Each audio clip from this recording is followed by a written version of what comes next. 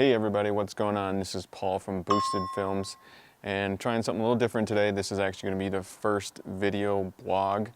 I picked up an EVO 8 roller that needs quite a bit of work, so I thought I would kind of document as I go and make this video blog and try to give you updates as I go, and also obviously how-to videos. I do a lot of how-to videos anyways. Now I don't have a set schedule for when I'm going to release videos because I do have a lot of other stuff going on. This is not my full-time job. I'm just doing this for fun, hoping to help my viewers out and get them some information that they need if they want to work on their cars.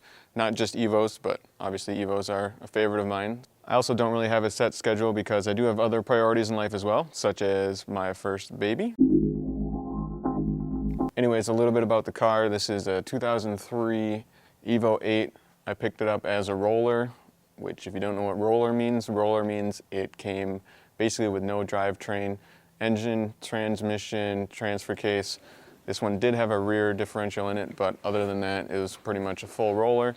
It did have full interior, has a decent amount of mileage on it, but what I did like about this car is that it's from Texas. So being that I'm in a state that gets a lot of snow and salty roads, it's nice to get a Texas car that you know doesn't have any of that salt rust issue going on.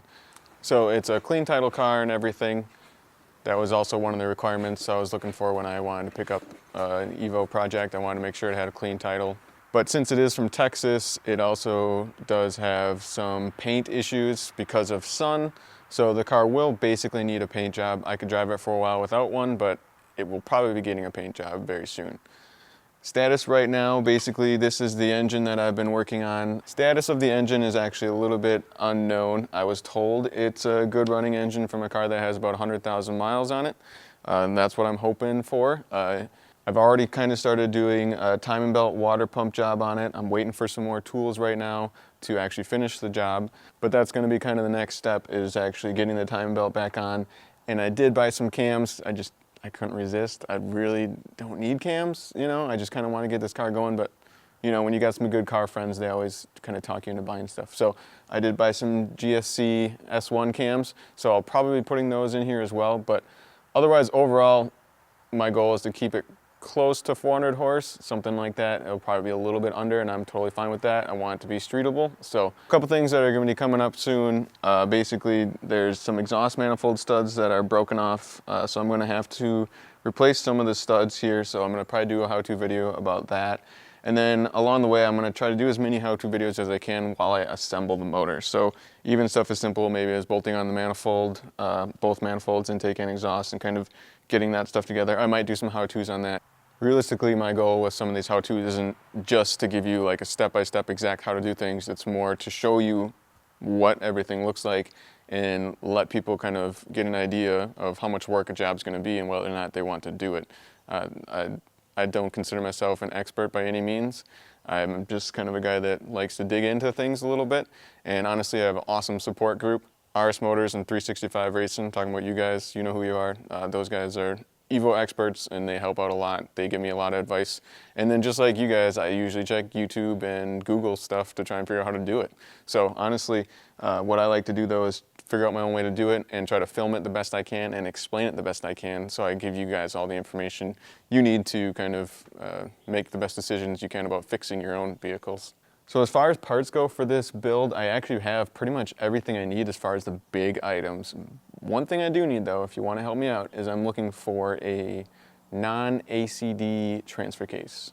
Kind of hard to find one. I'm trying to find one for under $1,000 if possible, just to keep this budget build within budget. So if you want to help me out and you have a non-ACD T-case that you want to donate or sell to me at a good price, hit me up, send me a message, and I'll definitely give you a shout out in the blog.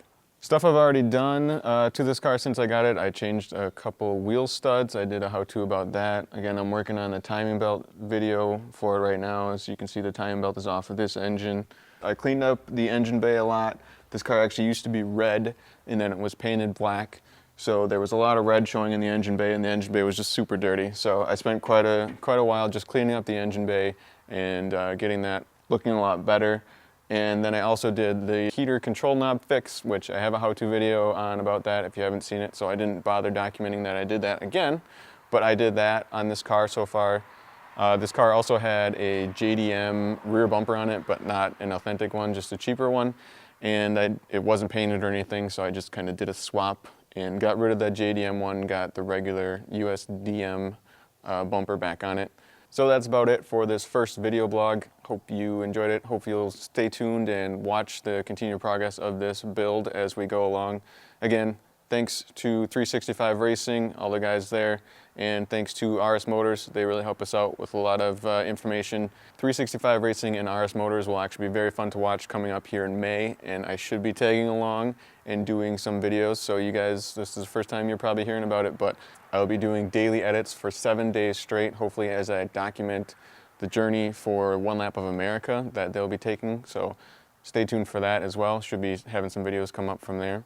Thanks so much for your support, really appreciate it. If you have any questions or comments, please leave them in the comment section down below. And I almost forgot, what video would be complete without begging for subscriptions and stuff like that? Well, if you haven't subscribed yet, please subscribe. Also check me out on Snapchat, Instagram, Twitter, some of that stuff. I use Snapchat quite a bit. Instagram, I'm getting better at it. And Twitter, well, I use Twitter, sure. And I guess I'll also try to do like a question of the day thing. So I'm just curious, where is your #1 source for EVO information? Do you just Google, YouTube, forums, online forums, friends, Facebook groups? I don't know. Just tell me what your #1 source of EVO information is, assuming you're an EVO enthusiast watching this video. If you're not an EVO enthusiast, well, I guess just let me know where you get most of your car media and stuff like that. So go ahead and leave your answer to the question of the day in the comment section, or if you have a general question for me, go ahead and ask me a question. I'm pretty active in the YouTube comments section. I try to follow up with as many people as I can and help them out. So as always, thanks for watching.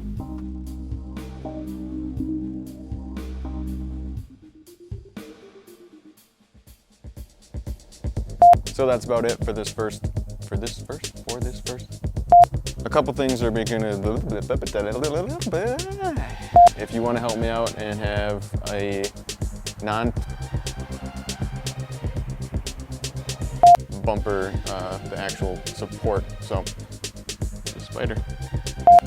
And also answer to your question, find your answer to your question.